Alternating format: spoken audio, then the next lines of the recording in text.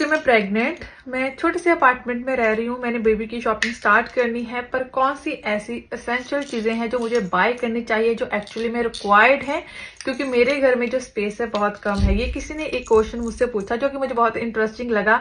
As a first time अगर आपको नहीं समझ आता कि कौन सी चीजें एक्चुअली में आपको रिक्वायर्ड होती हैं, तो अगर आप भी किसी ऐसे डाउट में है तो आप बिल्कुल राइट वीडियो पे आए हैं। मेरे एक्सपीरियंस से मैं बताती हूँ कौन सी चीजें मैंने बाय करी थी, क्योंकि मैं भी रेंटल प्रॉपर्टी में रहती हूँ। तो ये वीडियोस मैं कुछ पार्ट में बनाऊंगी क्योंकि काफी सारी चीजें हैं एंड काफी सारी बातें हैं जो मैंने आपको बतानी है। तो सबसे इंपॉर्टेंट चीज की डिस्कशन आज कर लेते हैं बेडरूम में, यहाँ पे आपने अपने बच्चे को सुलाना है। तो क्या है आपके पास और मुझे कौन सा सजेस्ट करा था और मैंने कौन सा बाय करा। तो सबसे पहला सजेशन जो मुझे किसी ने दिया था बहुत अटपटे रीजन के साथ, वो था मॉस बास्केट। तो मॉस बास्केट एक छोटी सी बास्केट होती है जिसमें आप अपने बच्चे को सुला सकते हो।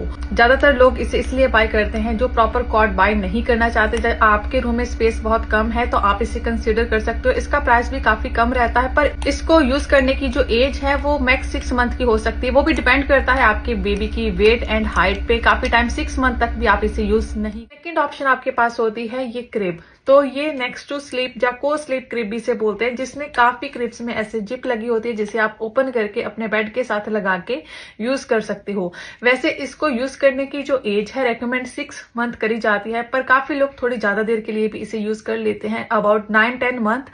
पर सेफ तब तक कंसिडर करा जाता है जब तक बच्चा खड़ा ना हो जाए, क्योंकि इसकी ऊंचाई ज्यादा नहीं होती और इसमें ज्यादा स्पेस भी नहीं होती। जैसे जैसे बच्चा बड़ा होता है वो घूमना स्टार्ट करता है, जिसके कारण उसे कम स्पेस। बट थर्ड ऑप्शन की जो मैंने एक्चुअली में बाय करा वो है प्रॉपर कॉट। 3 ईयर की एज तक बच्चा आराम से इसे यूज कर सकता है।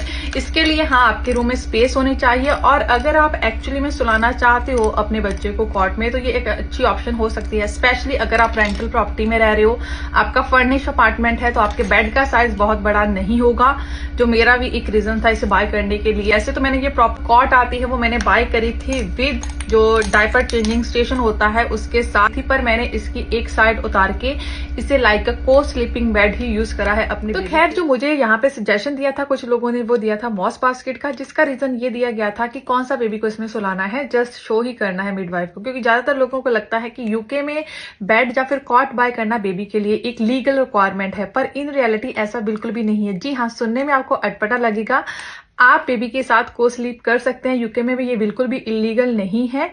एनएचएस सिर्फ आपको रेकमेंड करता है, हाईली रेकमेंड करा जाता है कि आप बेड या कॉट में ही सुलाएं, पर को स्लीपिंग इलीगल नहीं है। कोई भी आप पे लीगल एक्शन नहीं ले सकता अगर आप मना कर देते हैं बेबी को कॉट में या फिर बेड में सुलाने में। तो फिर लोगों को ये नहीं पता होगा कि आपको ये पता था। Let me know in comment section.